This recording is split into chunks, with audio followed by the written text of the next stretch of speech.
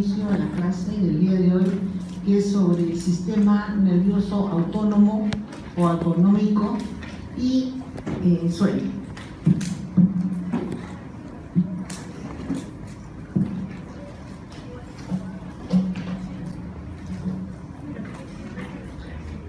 Primero vamos a hablar sobre el sistema autonómico y que comprende al sistema simpático y al sistema parasimpático. Y luego hablaremos sobre el sueño.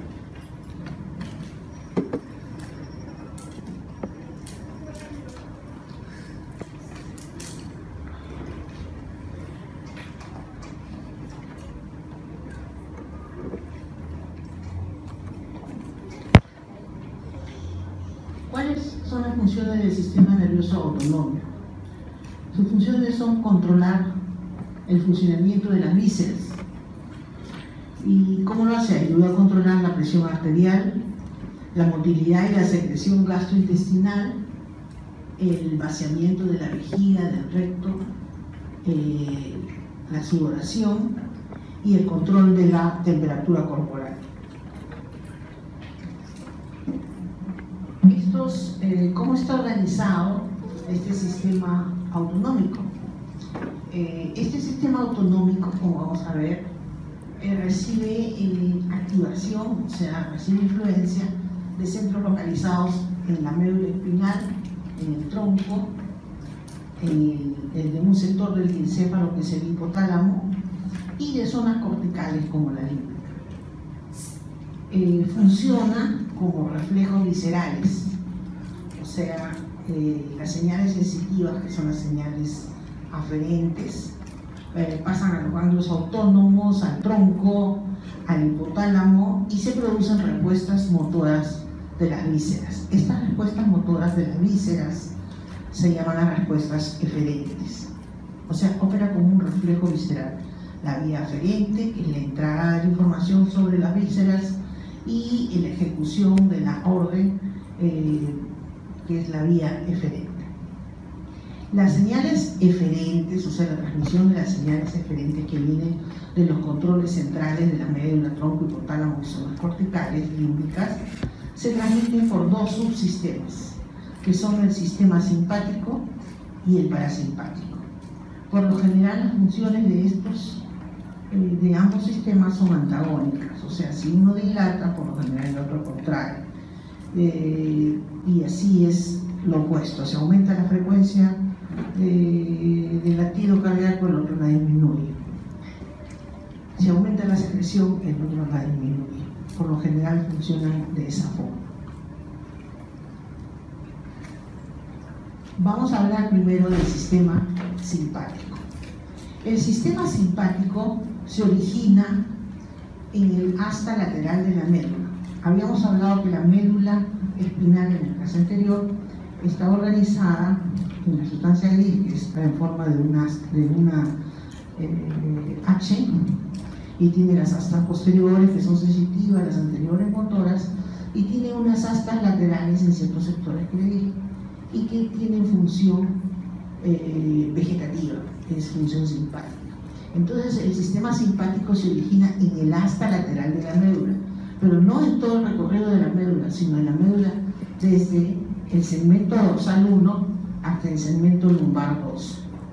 En esa extensión de segmentos, o sea, de L1 a L2, existe la asta lateral, que es donde está la neurona simpática.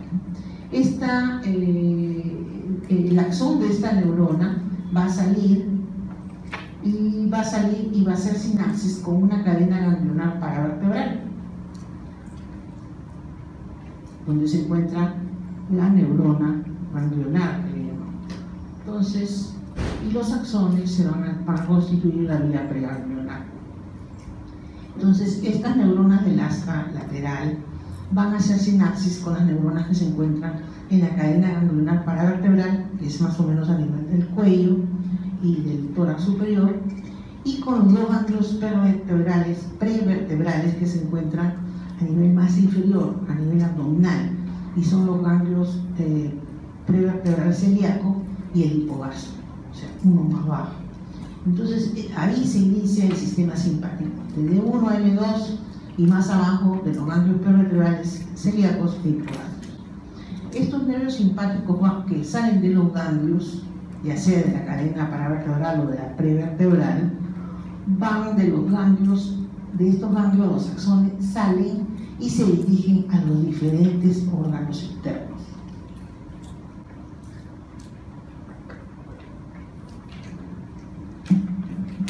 Todo este camino, este recorrido se conoce como la vía simpática.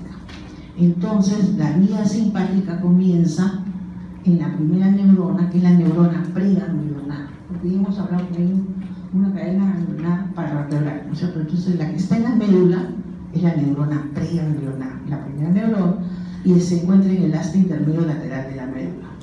Las fibras de estas neuronas preganglionares, que son las fibras preganglionares, salen por la raíz anterior espinal y se separan y van hacia la cadena ganglionar simpática de ese nivel o de un nivel un poquito más abajo. Hay una cadena ganglionar simpática.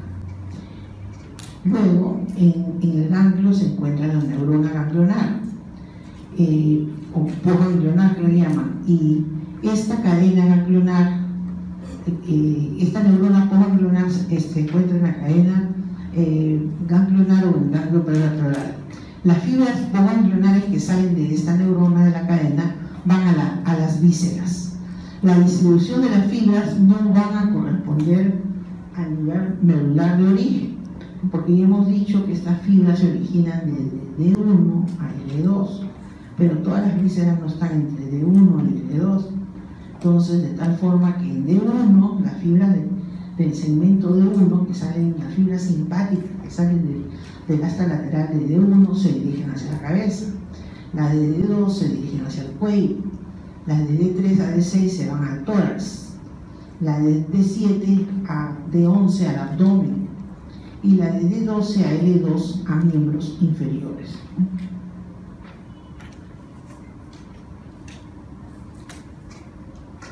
Un grupo de fibras simpáticas se dirige también a los músculos esqueléticos y son algunas de las fibras postganglionares, o sea que están después de la cadena ganglionar, ya sea pre o paraganglionar, y regresan estas fibras, o sea, un tipo de fibras ganglionares, casi todas se van a las vísceras, pero hay un grupito que no se van a las vísceras, sino que regresan otra vez a la médula.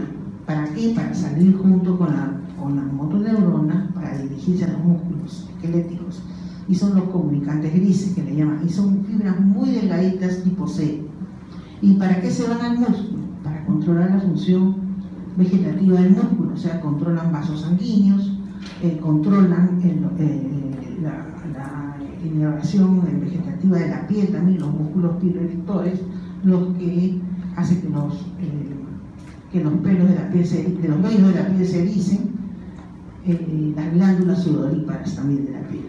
Entonces, como ustedes ven, algunas fibras que se llaman fibras comunicantes grises son fibras simpáticas que salen de los ganglios, pero que no se dirigen directamente a la víscera, sino regresan a la médula para dirigirse hacia la piel y a los músculos esqueléticos. Esto sería la vía simpática. La otra vía, el otro subsistema, que es el parasimpático, tiene otro nacimiento y otra vía, otro recorrido. La vía parasimpática, por lo general, acuérdense, nace de núcleos de pares craneales, de algunos pares craneales. Así, algunas fibras parasimpáticas nacen del tercer núcleo. Ustedes saben que el tercer par craneal, el núcleo del tercer par craneal, es el núcleo motor ocular común. Y este núcleo está formado por varios subnúcleos, varias subunidades. Porque el tercer nervio, ¿qué es lo que hace? Inerva al párpado superior, inerva la pupila, inerva el recto superior, recto inferior que mueve el ojo, el oblicuo menor y el recto interno. Entonces, inerva 4 músculos oculares, el párpado y el elevador del párpado y la pupila. Entonces, La vía parasimpática coge el subnúcleo del tercero que se ocupa de la pupila, y es el núcleo de Edinger-Westphal, y que va a inervar la pupila y el músculo ciliar. El músculo ciliar es el músculo pequeñito, que es el que va a controlar, que va a controlar el grosor, o sea, va a mover va a modificar la esfera del lente, del cristalino, y lo va a hacer más positivo o menos negativo. Entonces eso sirve para los reflejos de visión cercana o lejana. Y también va a inervar los músculos de la pupila, o sea, al índice, para cerrar, funciona como un diafragma. Si hay mucha luz, va a cerrar la pupila. La función de la vía parasimpática es esa, cerrar la pupila cuando hay mucha iluminación. Esa es la vía parasimpática. Después, más adelante, vamos a ver que la simpática hace lo contrario, inerva los músculos del iris que dilatan la pupila. Luego, este tercer nervio, el núcleo del Edinger-Westphal, inerva el esfínter pupilar y el músculo ciliar, como les digo. Entonces, al inervar el músculo ciliar, va a formar parte del reflejo fotomotor. La luz va a ingresar la luz que ingresa a la retina, por la retina, y va a formar la vía aferente del reflejo fotomotor. Esta información llena al núcleo de Edinger-Westphal. Entonces, el núcleo de Edinger-Westphal, que es parasimpático, si tiene mucha luz, va a cerrar, va a reaccionar cerrando la pupila. Ese es el reflejo fotomotor. Luego, del tercer núcleo, del tercer nervio craneal, también interviene el séptimo nervio craneal, o sea, el facial. Como su parte vegetativa del nervio facial se encarga de inervar las glándulas lagrimales, las glándulas nasales, encargadas de secretar el moco de la nariz, y las glándulas submandibulares, que son glándulas salivales. Entonces, el séptimo, en su porción vegetativa, controla, participa en la regulación de la secreción de lágrimas, del moco nasal y de la saliva, parte de la saliva. El noveno núcleo también interviene controlando la secreción de la saliva, pero desde la glándula parótida. Y el décimo, el vago, ese es el más importante, porque ese es el que tiene el 75% de las fibras parasimpáticas. O sea, es el que inerva el 75% de las fibras parasimpáticas viscerales, o sea, al tórax, al pulmón, al corazón, a los intestinos, al estómago, a la vejiga. Entonces, la mayor actuación es la de las fibras parasimpáticas del décimo, del vago. Luego vemos que, por consiguiente, que en la vía parasimpática, intervienen 4 nervios craneales: tercero, séptimo, 9 y 10. Y además intervienen el segundo y el tercer nervio espinal sacro, o sea, S2 y S3. Y estos dos últimos van a inervar, como están más abajo, van a inervar la parte parasimpática del colon descendente, del recto, de la vejiga, de la parte inferior de los uréteres y de los genitales. Entonces, es así como estos son los centros del inicio de la vía parasimpática. Luego, de estos núcleos van a salir las neuronas preganglionares, porque también van a haber ganglios parasimpáticos, al igual que los ganglios simpáticos, pero no van a estar tan cerca a la médula o a la columna, van a estar casi en la pared de las vísceras, entonces, o muy cerca de ellas. Entonces, las neuronas preganglionares, los que están antes del ganglio, tienen un recorrido mucho más largo que la vía simpática. O sea, la vía simpática tiene un recorrido, comparándola con la parasimpática, más corto. La parasimpática es más larga, porque van a recorrer sin interrupción estas fibras, van a llegar hasta el órgano efector. Las neuronas poganglionares, o sea, las neuronas ganglionares, por lo general, como les digo, están localizadas en la pared de los órganos.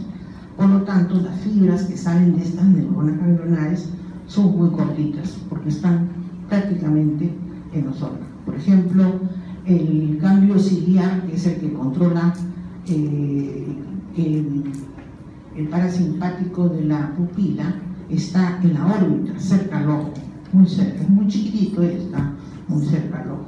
Cuando hay una enfermedad, una infección viral, por lo general que ataca este ganglio pequeñito, destruye esas neuronas, ¿qué es lo que se va a producir?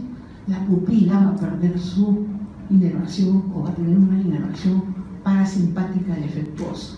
Si hemos dicho que el parasimpático interviene en el fotomotor, o sea, encerrar la pupila, si está defectuosa, si está paralizada, está lesionada, ¿qué es lo que va a pasar? La pupila no se va a contraer, por lo tanto, ¿quién va a ganar?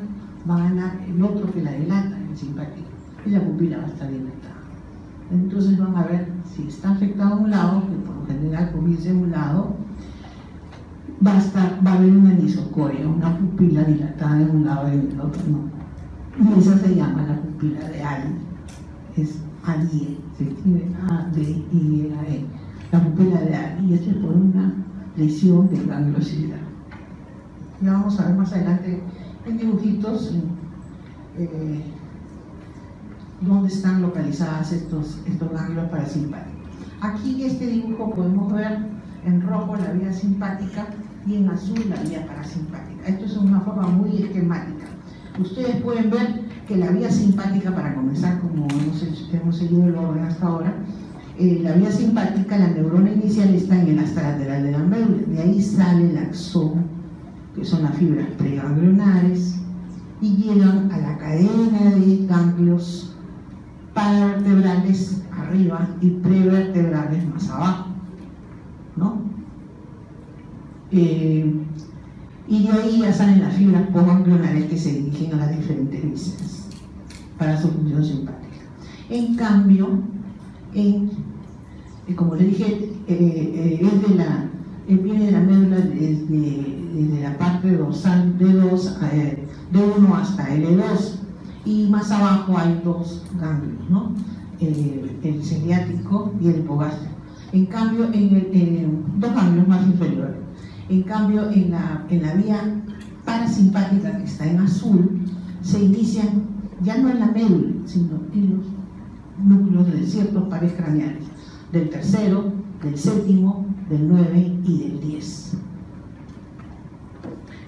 Que cada uno, el tercero va a intervenir en el reflejo fotomotor, va a cerrar la pupila, el facial y la secreción de las glándulas salivales, de ciertas partes de glándulas salivales, de las nasales y de las lagrimales.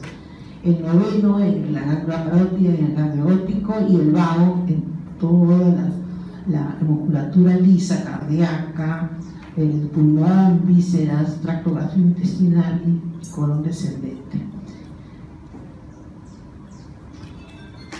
Bueno, ya hemos visto la anatomía, la vía simpática y parasimpática. Ahora vamos a ver los transmisores. Las fibras simpáticas se les llama también fibras adrenérgicas, porque su neurotransmisor diferencial importante es la norepinefrina.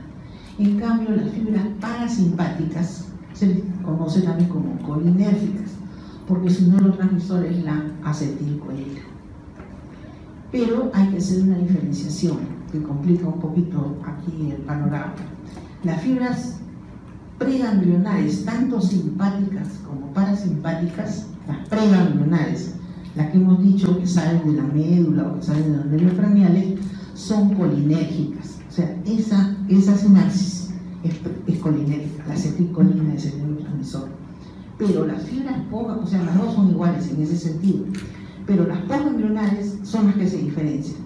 Las postganglionares parasimpáticas son colinérgicas, casi todas, pero vamos a considerar que son colinérgicas. En cambio, las simpáticas, las postganglionares simpáticas, son adrenérgicas, a excepción de algunas como las glándulas sudoríparas y los músculos piloerectores.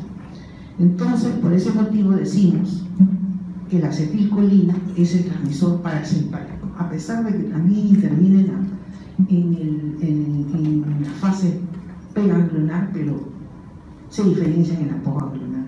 Entonces, la acetilcolina es el transmisor parasimpático, porque tanto pre y postganglionar su neurotransmisor es el acetilcolina. En cambio, la norepinefrina se le conoce como transmisor simpático porque es el transmisor postganglionar de la vía simpática.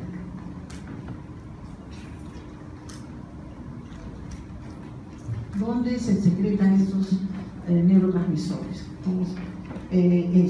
Se encuentran en las terminaciones postganglionares parasimpáticas. Hay pocas terminaciones, son parecidas a la unión de la unión neuromuscular esquelética, pero son más pequeñitos. Tienen un ensanchamiento rugoso con varicosidades, pero no son tan grandes como la de la unión neuromuscular o neuroesquelética. Están en contacto directo a las células efectoras de los órganos y en el tejido conectivo continuo. En las varicosidades, o sea, en esas dilataciones que se presentan en la sinapsis, hay bastantes mitocondrias, como sabemos.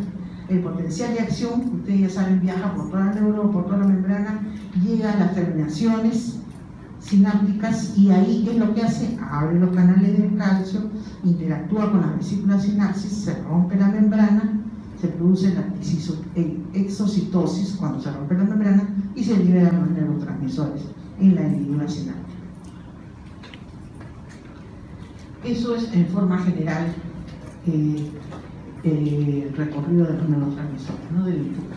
Ahora, vamos a hablar de la acetilcolina, que hemos dicho que es el neurotransmisor parasimpático.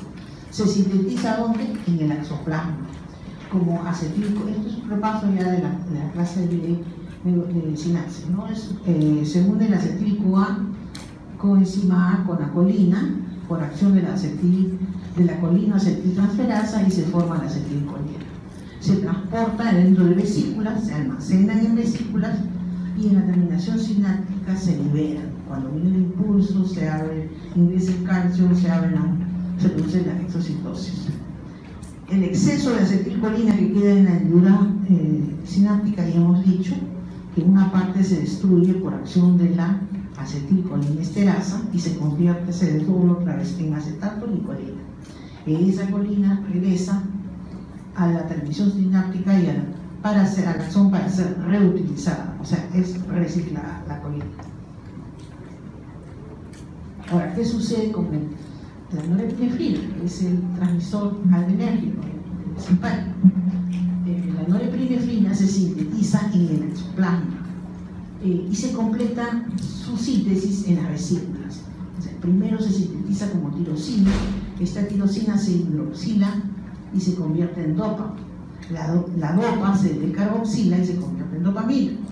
El transporte de dopamina llega hasta casi la terminación sináptica en el interior de vesículas y ahí la dopamina se hidroxila nuevamente y se convierte en norepinefrina. Esta norepinefrina es la que es liberada en la hendidura sináptica. En la médula suprarrenal se produce el 80% de norepinefrina. Esta norepinefrina se metila en la médula suprarrenal y se convierte en epinefrina. O sea que no solamente las neuronas simpáticas son las que van a sintetizar la norepinefrina, sino que la mayor parte se sintetiza en la médula suprarrenal. ¿Cómo se elimina? Se recaptan, o sea, se elimina en la sinapsis y un 50-80% que sobra se recapta, pero por un transporte activo. Y el resto difunde a los líquidos corporales.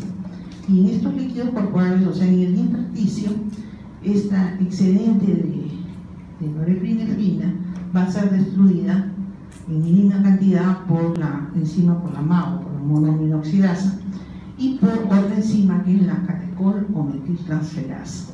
O sea, una parte por transporte activo se recapta y otra parte se elimina. Ahora, ya hemos visto cuál es la anatomía de la vía, cuáles son los neurotransmisores, cómo sucede esta transmisión en la sinapsis, pero ya ha sido liberada en la sinapsis y de ahí ¿a dónde van? Van a los órganos efectores. Pero, ¿qué es lo que sucede en los órganos receptores? Van a ser captados por los efectores, perdón, van a ser captados por los receptores de los órganos efectores. Entonces, para que la acetilcolina y la norepinefrina puedan estimular al órgano afector, porque esa es la idea, viene de impulsos eléctricos, se transforma en una reacción química, se libera el neurotransmisor, este neurotransmisor va a estimular los receptores de la siguiente neurona, que va a producir también un impulso nervioso que va a propagar la orden, la señal, ¿no? en la segunda neurona. Entonces, para que puedan estimular al órgano efector, estos neuroreceptores se tienen que unir a receptores específicos de la membrana, que son unas proteínas, que cuando se ligan al neurotransmisor van a cambiar de conformación. Y estas proteínas, ¿qué es lo que van a hacer? Van a excitar o van a inhibir a la segunda neurona, a la neurona del órgano efector. ¿Y cómo lo hace? Lo hace de dos formas. Puede modificar la permeabilidad de la membrana para uno o más iones, o sea, al ser captado por el receptor, ¿qué es lo que va a hacer?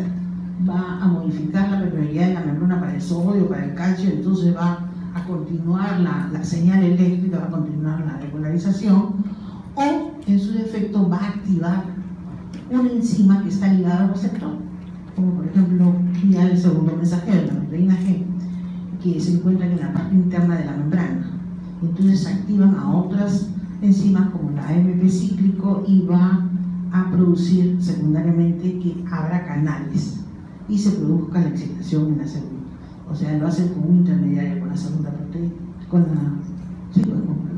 el mensajero. Entonces, ¿cuándo es que se produce excitación? Pero puede ser excitación o inhibición. ¿Cuándo es que se produce excitación? Cuando al final de cualquiera de estas dos posibilidades de abrir canales de frente o activando una proteína ligada a un receptor, entonces, o activando al receptor en la parte interna de la membrana, ¿qué es lo que va a hacer? ¿Cómo va a excitar o va a inhibir?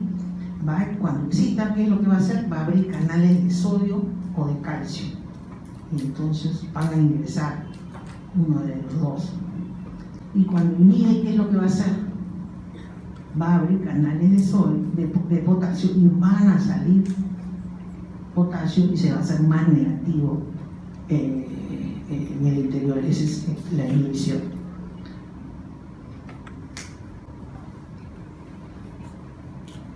Pero eso es en forma general. Pero ¿qué es lo que hace la colina? La colina reacciona entre dos tipos de receptores, actúa entre dos tipos de receptores.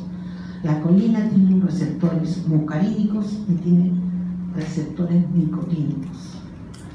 Los receptores muscarínicos son las que están situados en las células efectoras y están estimulados por las neuronas postganglionares parasimpáticas.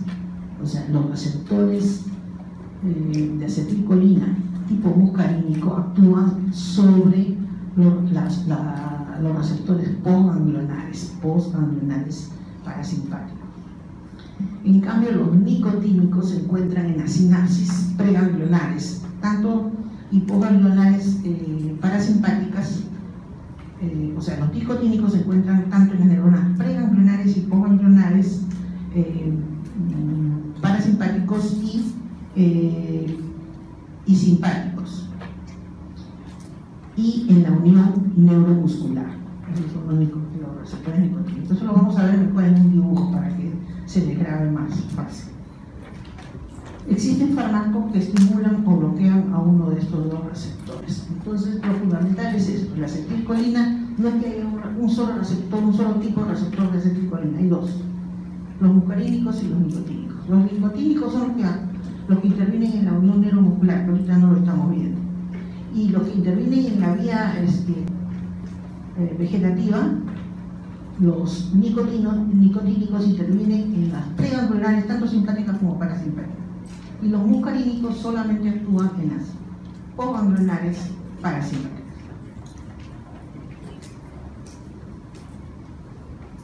Igualmente, los receptores adrenérgicos son de dos tipos. Unos son los receptores alfa y otros los receptores beta. Los receptores beta son beta 1 y beta 2. Cada uno tiene una estructura diferente y van a estimular a uno de estos tipos de receptores. La norepinefrina estimula con mayor fuerza a los receptores alfa y menos a los receptores beta. En cambio, la epinefrina estimula igual a los dos tipos, al alfa y al beta. Sus efectos en los órganos efectores dependerán del tipo de receptor que tenga. Aquí en este cuadrito hay una sinopsis, está bien fácil para compartir. Es una síntesis, es un resumen de lo que hemos dicho prácticamente hasta ahorita.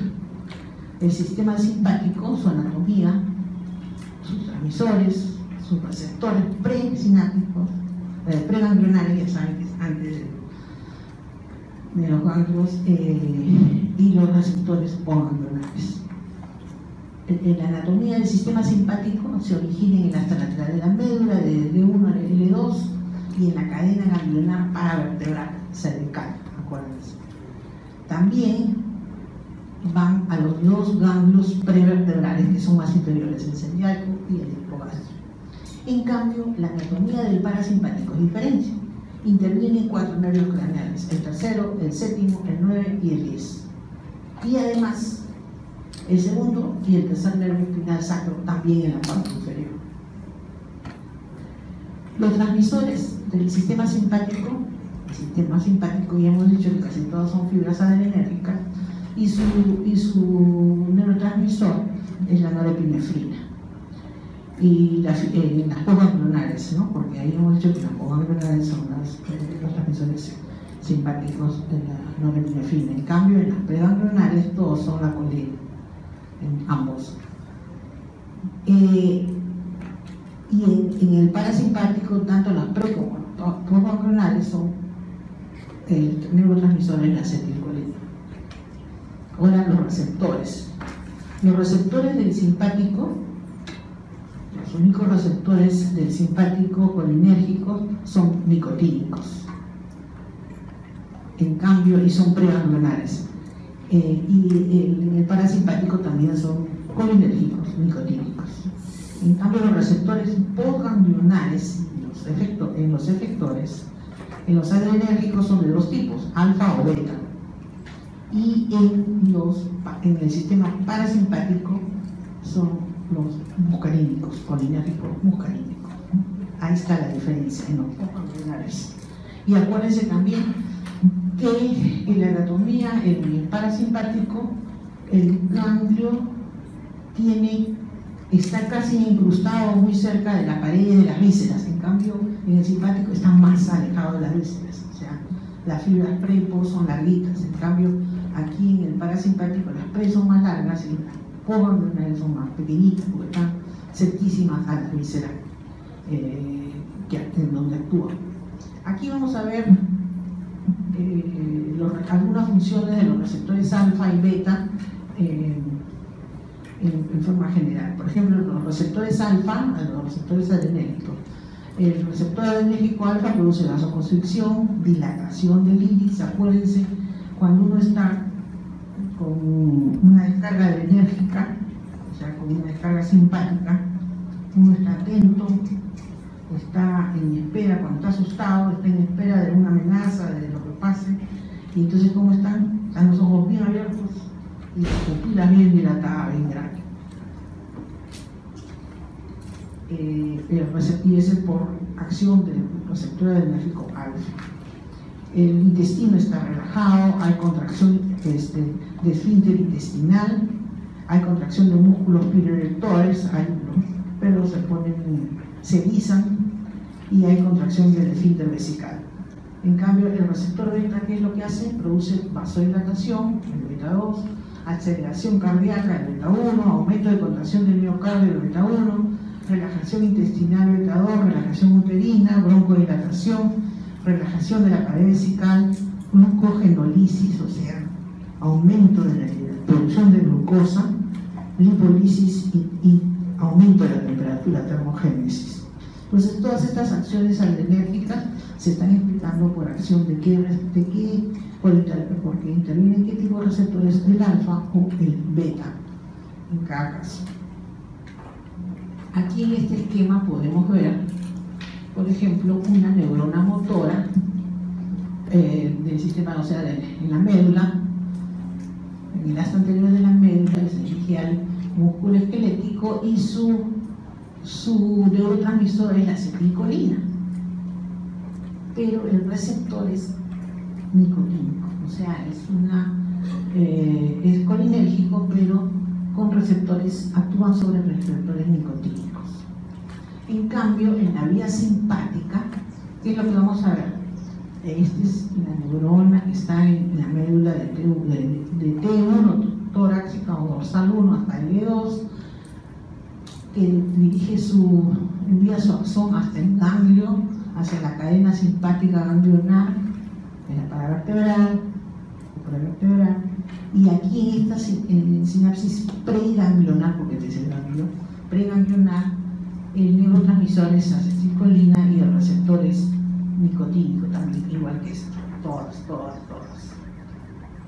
Pero después, en la sinapsis postganglionar, la neurona postganglionar, lo que va a hacer en el órgano efector, que va a tener receptores diferentes.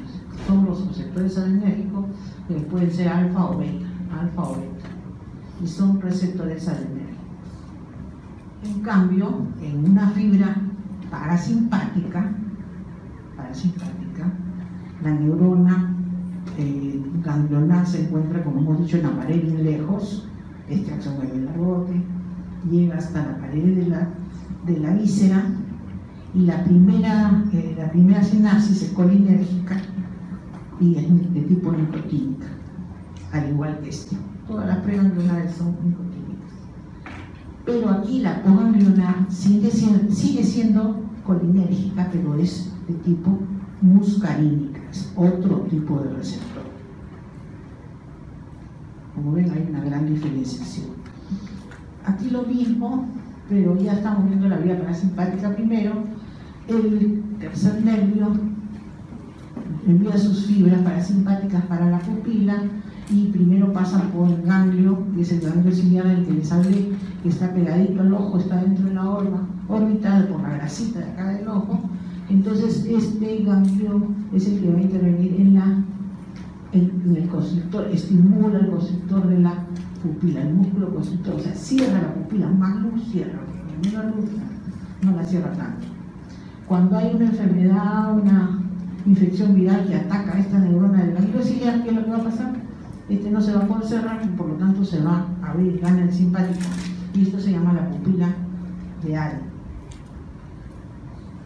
Aquí tenemos otro ejemplo de otra neurona que es del núcleo salivar, o sea, del sexto nervio, que va a inervar, séptimo nervio, perdón, que va a inervar a las glándulas lacrimales, nasales y salivales, en este caso lacrimal y salivar, ¿no?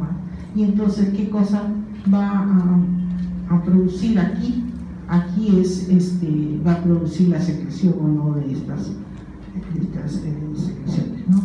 En cambio, en el simpático, ustedes vean, el simpático, acá está la fibra preganglionar, la ganglionar, perdón, esta es la sinapsis preganglionar y la sinapsis postganglionar. ¿Qué es lo que hace el simpático? El simpático dilata, agranda la pupila. Si se daña la pupila, ¿cómo se llama esa enfermedad cuando hay daño del sistema simpático de la pupila?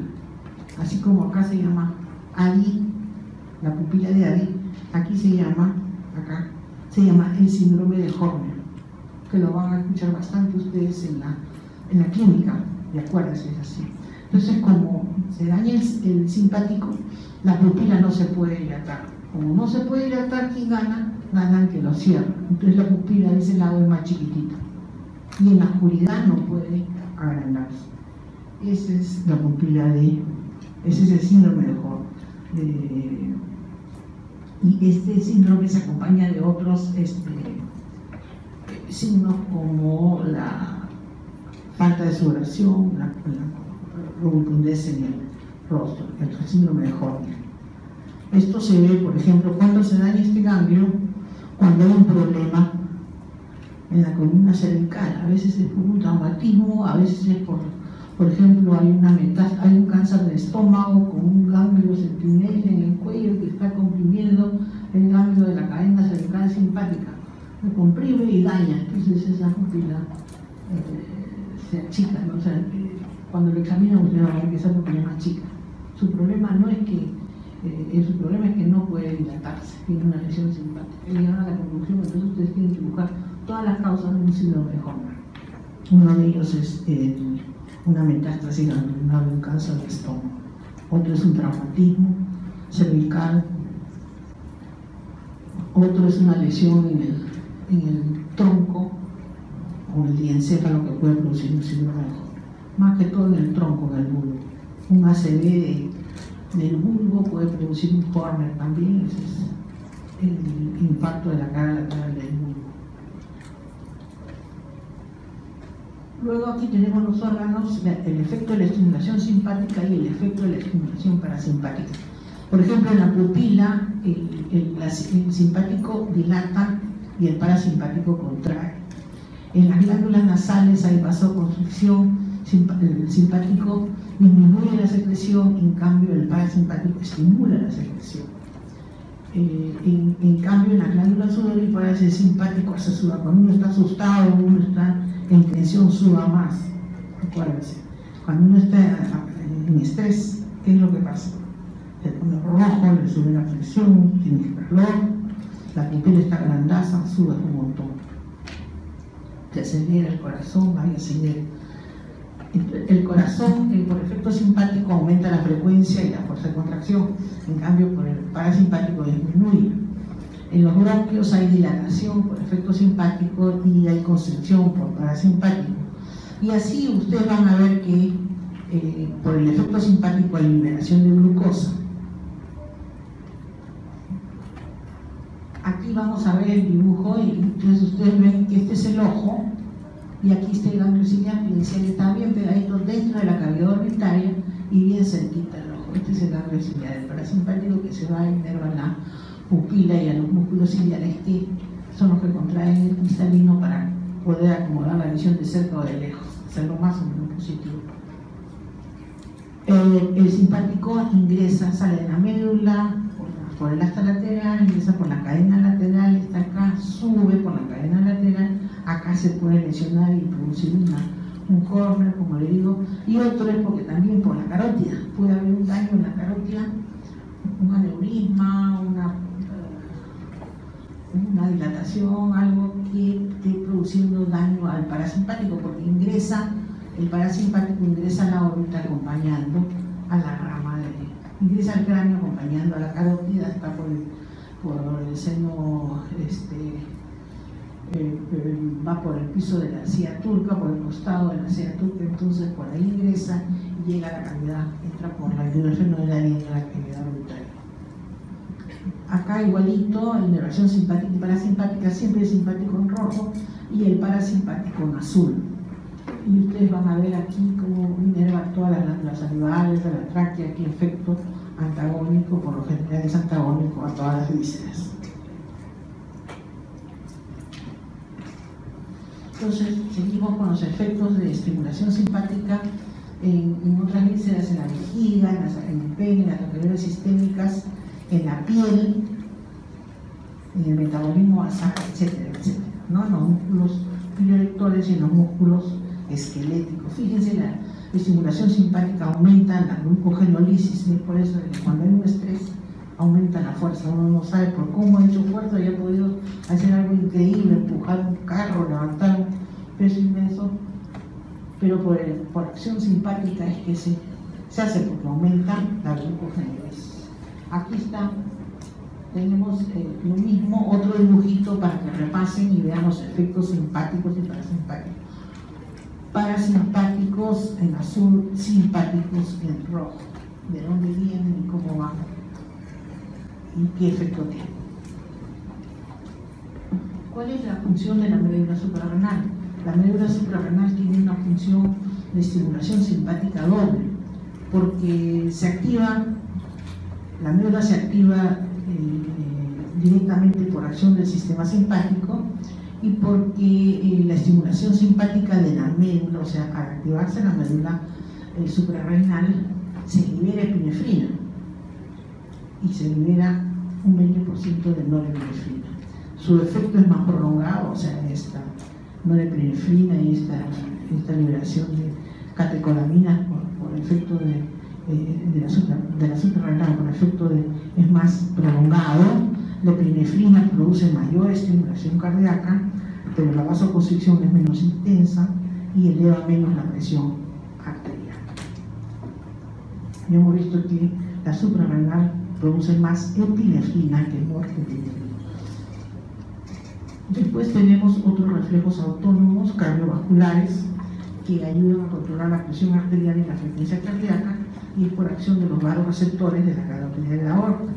Hay reflejos autónomos gastrointestinales, que por ejemplo se produce el efecto gástrico, ¿no?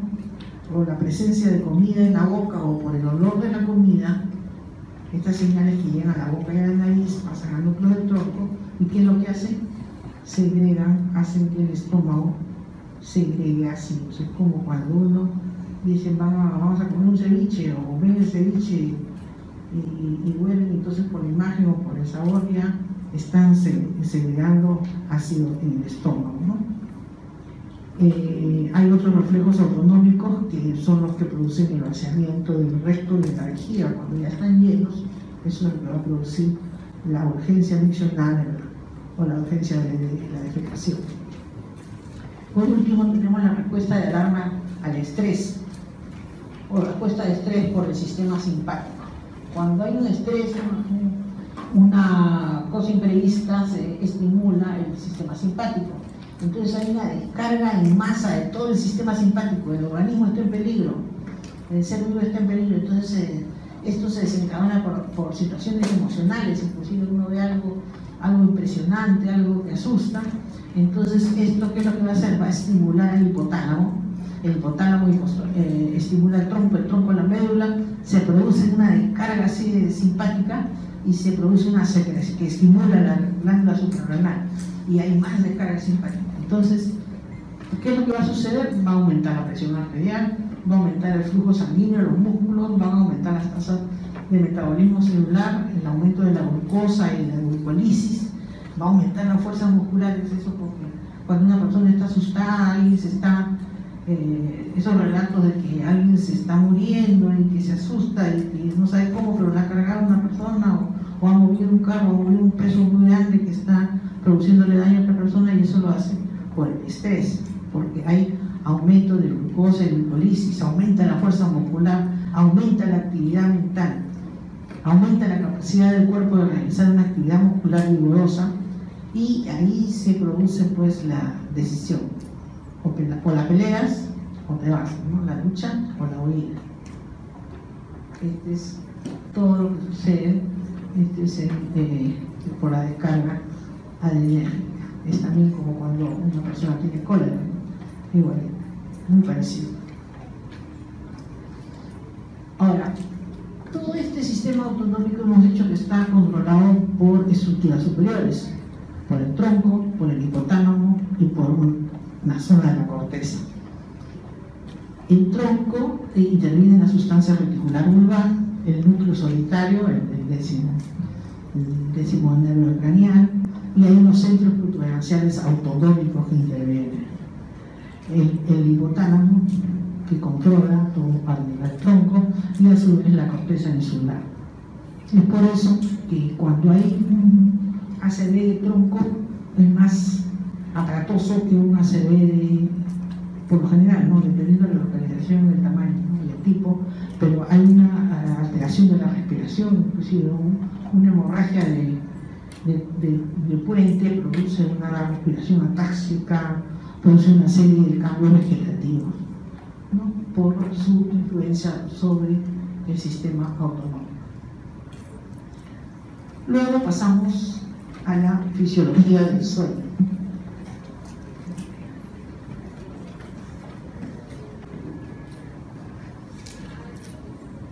El sueño es una necesidad fisiológica tan importante como respirar, tomar agua o comer. no es solamente para descansar, es una... han habido muchas creencias muy equivocadas, muchas ideas, muchos conceptos antiguamente sobre el sueño, pero a medida que se ha ido modernizando la tecnología, se han producido nuevos estudios sobre esto. Es más, hay una especialidad dentro de la neurología que son los especialistas en sueño. Hay equipos que pueden registrar, digamos, un sueño, si es normal, anormal, qué parte del sueño está mal. Ahora vamos a ver, para eso vamos a revisar la fisiología. Hay muchos avances en el sueño, hay muchas enfermedades del sueño, no son solamente la cataplexia, eso que se conocía de antes, que presentaba vivo, que parecía muerto. No es eso ya es más pictórico, ¿no? Lo que relatamos. Hay muchas alteraciones del sueño. El sueño es una necesidad fisiológica tan importante como le digo, como respirar, como tomar agua, comer. ¿Por qué? Porque el sueño restaura la fuerza y la energía física y mental. El sueño interviene en la homeostasis del organismo, en general. También puede ser un factor importante en los aspectos relacionados con la inmunidad. O sea, el sueño no solamente interviene en el control, digamos, psicológico afectivo, con el genio, sino que también cuántas enfermedades psiquiátricas comienzan con que no tienen sueño, los esquizofrénicos, por lo general antes de que empiece el brote, están con insomnio, no pueden dormir. Cuando no se duerme bien, ¿qué pasa? Se altera la inmunidad. ¿Por qué? Porque durante el sueño se restablece, se restaura un montón de los elementos que intervienen en la defensa del organismo. Los natural killers, algunos linfocitos, todo eso se restaura en el sueño.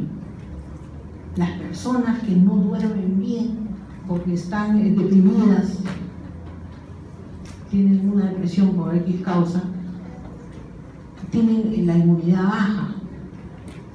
Las células cancerígenas, un cáncer empeora si es que no se duerme bien. Si la persona está deprimida, se va a ir más rápido.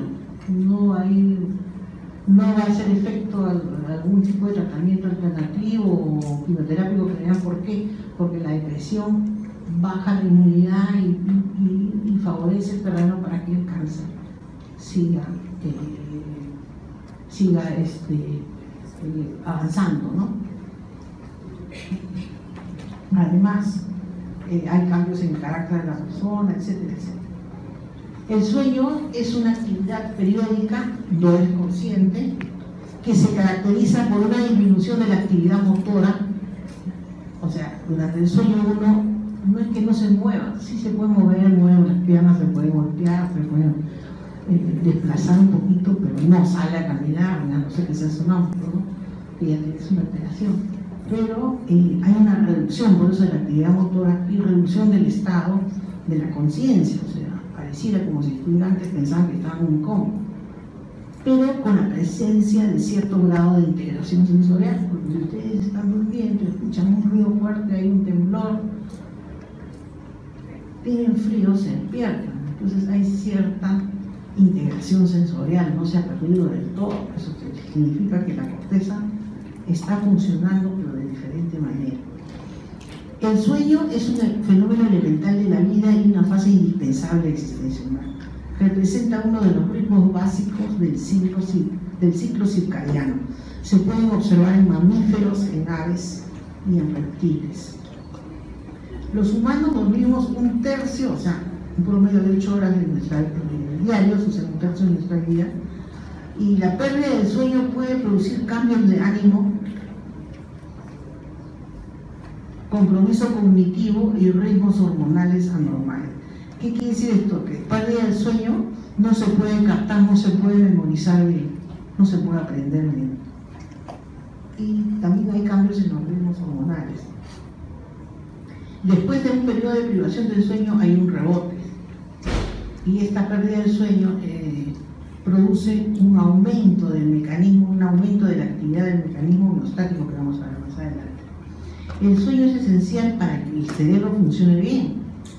Existe una enfermedad que es una enfermedad genética que se llama el insomnio fatal familiar, en que los niños tienen un insomnio fatal y tienen una muerte prematura. Así se demuestra que el sueño es indispensable para la vida. Estos niños que no pueden dormir porque tienen insomnio fatal familiar tienen una muerte prematura.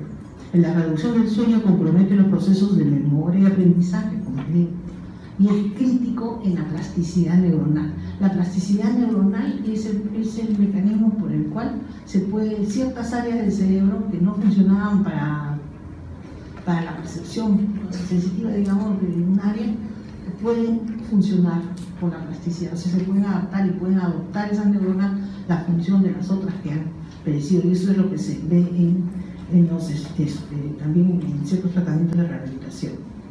La fisiología del sueño, vemos que en la fisiología del sueño hay ciertos mecanismos y hay otros en la vigilia. Entonces hay un control neural, un control neurológico del hecho de dormir y otro del despertar. Eso es lo que tenemos. Hay un sistema que te hace dormir y hay un sistema neuronal que te hace, o un control neural que te hace despertar. El control neural de los ritmos circadianos se encuentra en la región ventral anterior del hipotálamo, en los núcleos supraquiasmáticos. Las lesiones en estos núcleos, en la parte anterior del hipotálamo, infeccionando el núcleo supraquiasmático, producen una desorganización de los ciclos de vigilia y sueño, así como de los ritmos de reposo, actividad, temperatura y alimentación. El sueño también tiene que ver mucho con el control de la temperatura.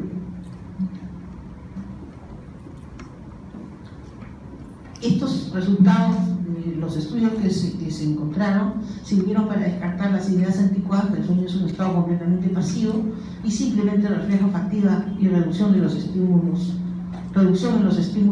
medioambientales, y que el sueño y el coma antes pensaban que tenían la misma base anatómica fisiológica, y no es así, no es así.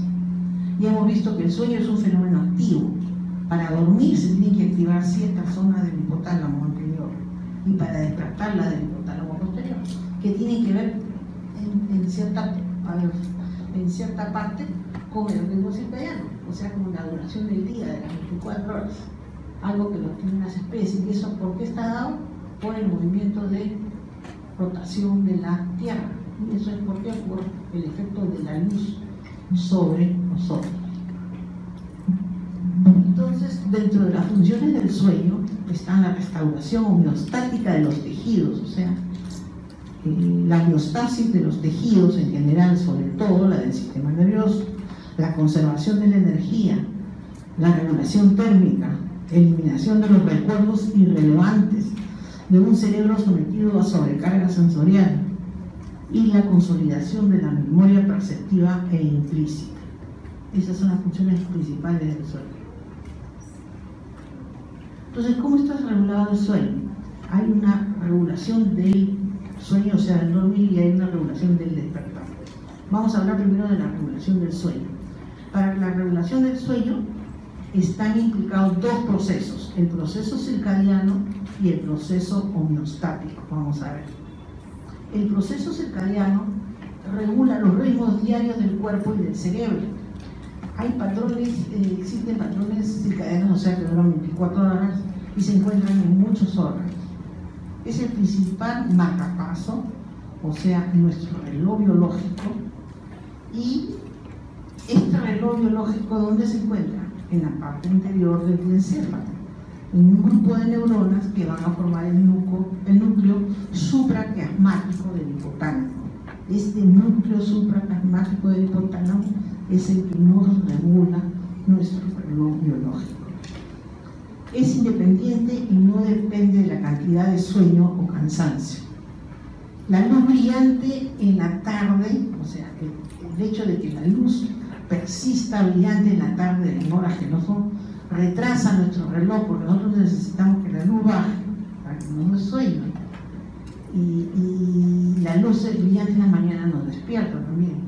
Entonces todo eso es esa luz que tiene que ver con el día y la noche, nos ayuda a despertar y a dormir.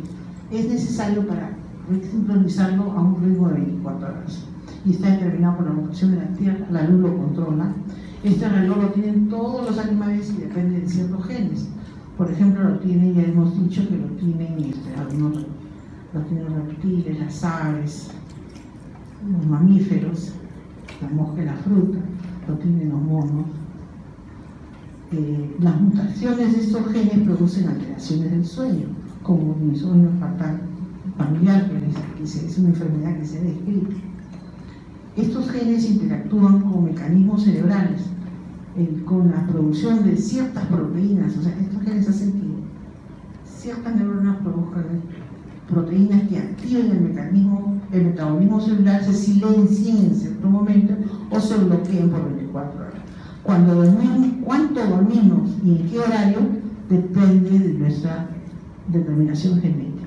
Por lo general uno duerme como es la costumbre o como lo tiene su familia, ¿no? Y cuánto dormimos también, si tienen costumbre de dormir siesta o no, los adultos. El sueño por lo general se inicia lentamente a las 11 de la noche, aumenta lo máximo a las 4 de la madrugada. Es por eso que los robos se producen a las 3, 4 de la mañana, en que el sueño es profundo en la mayoría de las personas. El otro proceso es el proceso homeostático. Entonces tenemos dos procesos para dormir. El circadiano, que es el que cada 24 horas tenemos que descansar y que es un reloj biológico que lo tenemos en relación con el día y que en su núcleo, su control está en el núcleo supraplasmático, tiene que ver con la disminución de la luz en la tarde. El otro proceso es el proceso homeostático. Este proceso homeostático se encarga de recuperar el sueño que no hemos tenido. O sea, recupera el sueño. Y este proceso homeostático lo vamos a llamar ese. Depende del despertar. Aumenta en proporción al tiempo que la persona estuvo despierta desde su último sueño. ¿Qué quiere decir esto? Quiere decir que el proceso homeostático aumenta si es que tú has estado mucho rato despierto antes de este sueño que vas a tener y no has dormido previamente lo que tenías que dormir el día anterior. Entonces aumenta cuando la persona durmió poco, o sea, te cobra la deuda de sueño que tienes. Acelera el tiempo para dormir y aumenta la profundidad y duración del sueño. Por eso es que cuando uno ha tenido una o dos malas noches, llega un momento en que ya no puede más si se duerme de largo y profundamente para recuperar el sueño. Entonces esto es gracias al proceso homeostático. Si no tuviéramos ese proceso homeostático, nos volveríamos locos, no aprenderíamos, tendríamos una serie de trastornos. Estos dos procesos interactúan para promover el inicio del sueño. Cuando ambos son altos a la hora de acostarse y mantienen el sueño cuando el circadiano es bien alto. Cuando el circadiano es alto se mantiene el sueño y el proceso homeostático está disminuyendo. Ese proceso es el homeostático. Aquí tenemos el S, el homeostático, está en azul, y el circadiano en celeste. Este es la tarde, la medianoche, la tarde de la medianoche. Entonces ustedes ven que la medianoche está bien alto, el circadiano está bien dormido y el homeostático está bajando, pero los dos están altos antes, entre la tarde y la medianoche, cuando uno va a dormir. Ahora, hemos hablado de dormir, ahora ¿cómo despertamos? Para despertar existe un péptido que es la hipocretina, que es una orexina que se llama hipocretina, interviene en el despertar. Este péptido es secretado por un grupo de hormonas del hipotálamo también, pero del hipotálamo posterior. O sea que con el hipotálamo anterior dormimos y con el hipotálamo posterior no despertamos. Este grupo de neuronas, que son del hipotálamo y del tronco, activan el sistema ascendente del despertar y están inhibidas durante el sueño. Durante el sueño están apagadas estas neuronas para no despertarnos. Aquí tenemos en este dibujo en forma bien esquemática, acuérdense, este es el hipotálamo, que tiene un montón de núcleos, que no interesa cuántos núcleos tengan, acá ustedes acuérdense. El hipotálamo anterior, el núcleo supraplasmático, es el área preóptica e interviene en el sueño. Esas son las neuronas que son nuestro marcapaso, que nos dan el ciclo circadiano. En cambio, en el hipotálamo posterior, acá están las neuronas de la vigilia, la orexina sobre todo, cerca de los cuerpos mamarios, y la histamina, el hipotálamo. y este es el que nos despierta. Esas son las dos zonas que ustedes saben que están relacionadas con el sueño y con el despertar. El sueño tiene varias etapas, no es cuestión de dormir y ya seguimos un proceso parejito toda la noche, las 8 horas, no es así. En el sueño se cumplen unos ciclos, que vamos a ver que se repiten. Son ciclos de 5 etapas que se repiten y se repiten unas 5 o 6 veces en la noche, durante toda la hora del sueño, de dormir. Esto se ha encontrado, digamos, se ha descubierto por investigaciones de Lundquist, Acerinsky, Dement y Kleiman mediante análisis del electroencefalograma y examen poligráfico. Determinaron 5 etapas de sueño. En cada etapa se produce una actividad eléctrica del encéfalo que es diferente. Y están organizados el sueño en cada etapa. Hay ciclos organizados y son ciclos recurrentes, como le digo, lo que se conoce como la arquitectura del sueño.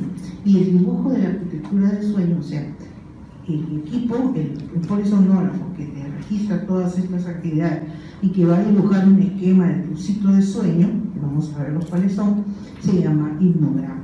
Estos son lo que manejan los especialistas en sueño. Las fases del sueño son 5, pero podríamos subdividirla en 2 grandes, ¿ya? Las 4 primeras corresponden a la fase no REM, las 4 primeras. Y la última se llama la fase REM, o sea, la quinta. ¿Por qué decimos fase no REM? Y otra característica que la fase no REM está al inicio del sueño, cuando recién se está comiendo el sueño. Entonces, ¿por qué se dice no REM? Porque los ojos no se mueven en forma rápida. En cambio, en la fase REM, que es la quinta, los ojos sí se mueven y la hipotonía muscular es marcada, hay una tonía y hay unos movimientos rápidos de los ojos. Si ustedes ven a una persona que está durmiendo y de repente ven que los ojos se le mueven, no es que está poseído, ni que está enfermo, ni que nada, es parte normal. Después se le van a parar y después otra vez va a empezar a ver. Esa es la fase REM, el movimiento rápido de los ojos. Vamos a ver que hay unos cambios tanto en el electroencefalograma como en el tono muscular y en la actividad de la persona. Entonces aquí en los estadios del sueño se ha registrado el electro, se han observado los movimientos oculares y se ha hecho una actividad del electromiógrafo. O sea, se le pone, en el polisomnógrafo es un equipo que se le pone sensores para medir la respiración, la ventilación, la cantidad de oxígeno que está respirando, que está captando, los movimientos que hace, el grado de tono, etcétera, etcétera. Entonces, hay el electroencefalograma, por supuesto. Entonces, esa es la polisomnografía, se registran todas estas variables. Y además hay, se filma también a la persona que está durmiendo porque hay unas alteraciones que se llaman las escleras inquietas, es una enfermedad. Y cuando están durmiendo patean pero duro, no es normal que uno pueda mover las piernas, pero si lo mueve mucho y con mucha fuerza, eso es anormal, es un síndrome de las escleras inquietas, una alteración del movimiento. Pero bueno, esto se va registrando con todos estos equipos, con todas estas variables. ¿Y qué se ve? Cuando el paciente está despierto, el electroencefalograma tiene un ritmo alfa, un ritmo relativamente rápido, que es el normal cuando estamos nosotros como ahora. Los movimientos oculares son variables de acuerdo a la necesidad y el tono muscular es un tono normal que el tono elegido. A medida que se va entrando en la fase no REM 1, 2, 3 y 4, se va lentificando la actividad, o sea, el ritmo de las ondas cerebrales. Cada vez van bajando de amplitud, se van convirtiendo en una actividad delta y van bajando, o sea, menos frecuente, más grande, más anchas las ondas, menos altas, más chatas. Aparecen unos complejos K, que bueno, eso es para el especialista, y no tiene movimientos oculares. Y el tono al principio está más o menos conservado y poco a poco va disminuyendo. Y ya cuando entra la quinta fase, o sea, la fase REM, la última, ya es cuando baja al máximo la actividad de las ondas cerebrales y se presentan los movimientos rápidos de los ojos. se mueven rápido, ¿no? Y sacudidas en salto, o sea, se mueven.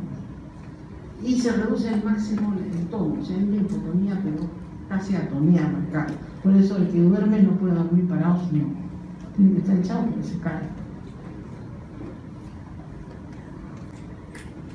Aquí tenemos en la fase de electroencefalograma, en la fase de despierto, en la fase 1, 2, 3, 4, en la fase REM, en la fase 1, en la fase 2, 3, que es casi lo mismo, y este es en la fase 4. Aquí aparecen unas ondas especiales que son las ondas de Serrucho, pero que mayormente esto es más para el especialista. En la fase 1 es la fase de adormecimiento, dura más o menos 4 o 5 minutos. En la fase 2 hay un sueño ligero. En la fase 3 hay una transición hacia el sueño profundo. En la 4, y dura pocos minutos. En la 4 ya hay un sueño profundo. Y en la 5 ya hay un sueño profundo y además hay movimientos oculares. Todos estos ciclos que están en la fase 1, 2, 3, 4 y 5 se repiten, duran más o menos 90 minutos y cada vez se repiten unas 5 o 6 veces durante toda la noche. Y a medida que se repite el segundo, o sea, termina este y comienza este, y sigue así. Y a medida que va pasando la noche, cada vez la fase 5 es más grande, más amplia, dura más. Y en esta fase es cuando uno sueña, cuando tiene el sueño de los ensueños. Aquí en otro dibujito para que ustedes vean que la fase 1 y 2 es la fase en que estás dormido, pero aún no estás en un sueño profundo. En la fase 3 y 4 estás en un sueño medianamente profundo y reparador.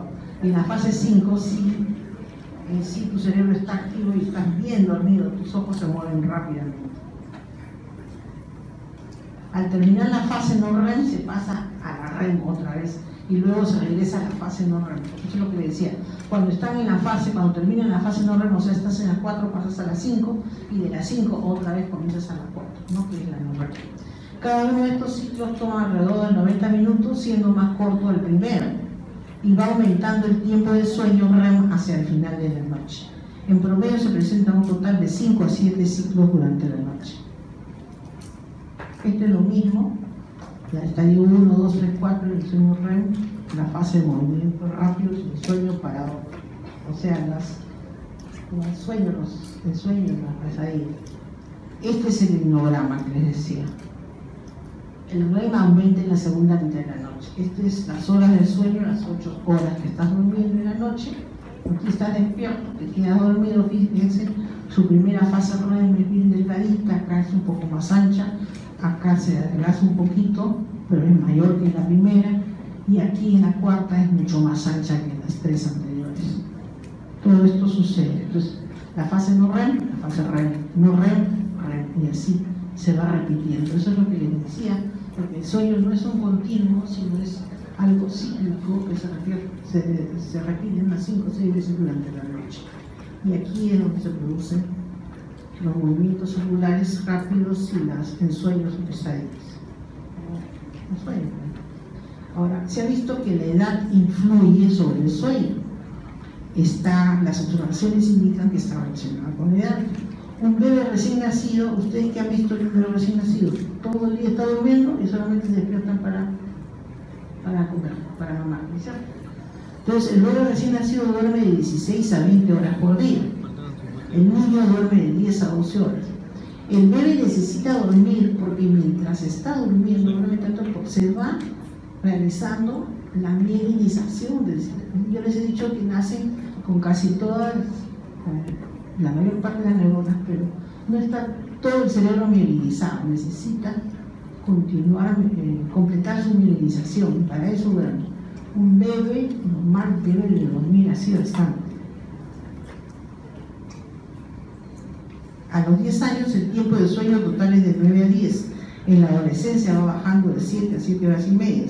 Una reducción gradual aproximadamente a 6 horas y media ya se desarrolla en la adolescencia, o sea, en la vejez. Hay, sin embargo, grandes diferencias individuales en la duración y profundidad del sueño debido al parecer a factores genéticos. Acondicionamiento temprano, se están acostumbrados, les han enseñado desde chiquito que siempre duerman su siesta, en la tarde o no. De adultos, la actividad física también y los estados psicológicos particulares, ¿no? La ansiedad quita el sueño, la depresión quita el sueño. El ejercicio quita el sueño también. No es recomendable hacer ejercicio en la noche antes de dormir. El ejercicio se hace en el día, temprano.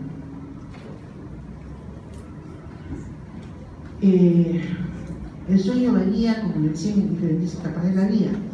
El ritmo circadiano, como el predominio de vigilia de día y sueño en la noche, aparecen después de las primeras semanas de vida. Cuando el niño madura, la siesta de la mañana se omite. O sea, primero, acuérdense ustedes, el niño se despierta cada 4 horas, cada 4, día y noche, no tiene todavía su ritmo circadiano bien maduro, no lo tiene bien formado. Después de varias semanas, puede ser un mes, 2 meses, ya el niño duerme más horas, corridas en la noche por lo menos, y en el día sí se despierta cada 4 horas, cada 10 horas. Y cuando ya va creciendo, tiene que dormir, cuando ya tiene varios meses, tiene 1 año, 2 años, el niño siempre duerme su siestecita a las 11 de la mañana, 10 y media, 11, duerme aunque sea media hora y después ya se almuerza. Y después del almuerzo otra siesta pequeña. Después va creciendo y durante el 4 o 5 año el sueño se consolida en un solo periodo nocturno largo, pero la mitad de la población continúa teniendo una siesta en la tarde como patrón de sueño vigilia toda su vida. Por eso ya es costumbre y es familiar. Por otro lado, hay personas que se acostumbran y que tienen la costumbre de dormir tarde y despertarse tarde, y otros que se duermen tempranito y se levantan tempranito, ¿no es cierto? A esos que se duermen tempranito y se despiertan tempranito se les llama aburridos. Y a los que se acuestan tarde y en la noche hacen sus cosas, se les llaman lechuzos, porque se levantan tarde. Porque tienen el horario de la lechuza y otros. Este modelo alterno de dormir y despertarse persiste a lo largo de la adolescencia y años de adulto, a menos que sea alterado por una enfermedad emocional o física. La fragmentación del sueño comienza ya en la vejez.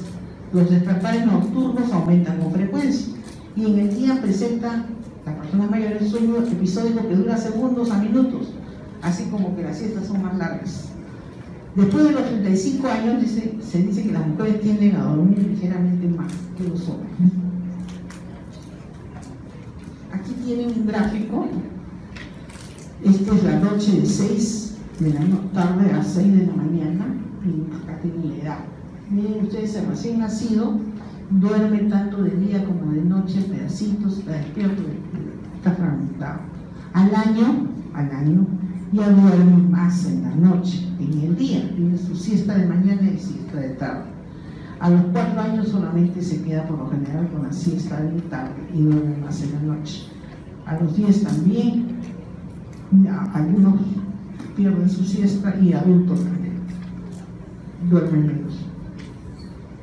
La polisonografía es el registro simultáneo del electroencefalograma, electrocardiograma, electrooculograma, que es lo que va a registrar los movimientos oculares, la electromiografía, que va a registrar los movimientos de las extremidades, electromiografía de los músculos del mentón, cervical, diafragma, para evaluar el tono muscular y los movimientos respiratorios, para ver cómo respiran, porque también hay una alteración que se llama el apnea del sueño.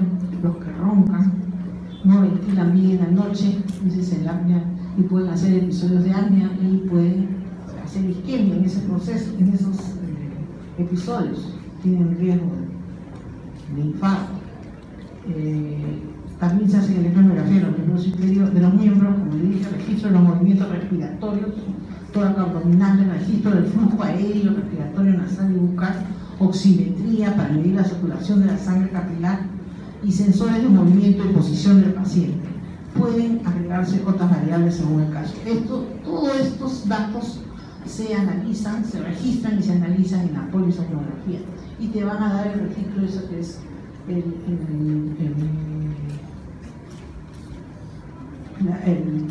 patrón del sueño. Acá tienen ustedes, para que vean el tiempo de un sueño tranquilo y un sueño activo de ciertas especies de animales. Por ejemplo, el caballo es el que menos duerme.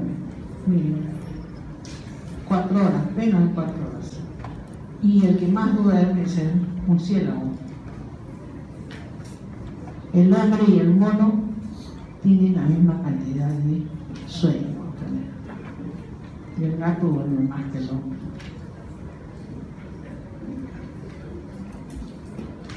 Conclusiones entonces sobre el sueño. El sueño es esencial para el normal funcionamiento del cerebro. La pérdida de sueño puede producir cambios de ánimo, compromiso cognitivo y de los ritmos hormonales anormales. El ciclo sueño-vigilia es controlado por 2 procesos interactivos. Ya saben, el sueño y vigilia por el circadiano y el homostático, el sueño. El hipotálamo posterior y el tronco intervienen en el despertar por medio de la hipocretina, el posterior, y el anterior en el sueño. El patrón típico del sueño comprende de 4 a 5 ciclos de sueño tranquilo que alternan con el paradójico o el REM. El sueño tranquilo es el no REM y está dividido en 4 estadios. Muchas gracias.